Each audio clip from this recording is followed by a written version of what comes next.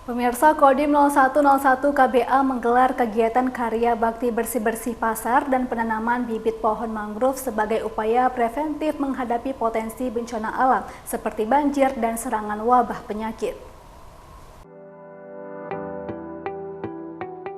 Kegiatan bersih-bersih pasar dilaksanakan di Pasar Al-Mahirah Lamdingin, Gampung Lambaruskep, Kecamatan Kuta Alam, Kota Banda Aceh. Sasaran utama melibatkan lingkungan pasar dan saluran air yang menjadi faktor penyebab potensial banjir dan genangan air.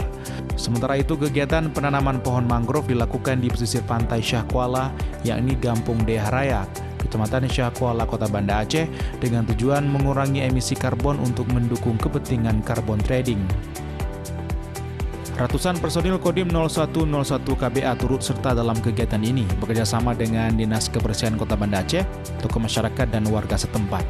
Kegiatan juga dihadiri oleh Kapolresta Banda Aceh, Kombes Pol Fahmi Irwan Ramli, serta Wali Kota Banda Aceh yang diwakili oleh staf ahli bidang pemerintahan, hukum, dan politik Iskandar. Dandim 0101 KBA Letkol CZI Widya Wijanarko menekankan bahwa kegiatan ini tidak hanya berlangsung di Kodim 0101 KBA, tetapi juga dilaksanakan secara serentak di seluruh satuan komando wilayah atau Kodim se-Indonesia.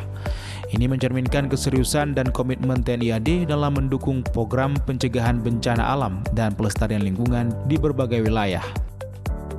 Jadi dilaksanakan serentak di seluruh wilayah Indonesia. Kita ketahui bersama bahwa saat ini kita sudah masuk ke dalam musim penghujan.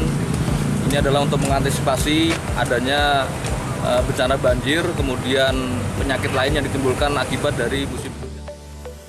Dengan adanya koordinasi serentak di seluruh wilayah, diharapkan upaya ini dapat memberikan dampak yang lebih luas dan signifikan dalam menghadapi potensi bencana alam, serta menjaga keberlanjutan lingkungan hidup di berbagai daerah di seluruh Indonesia.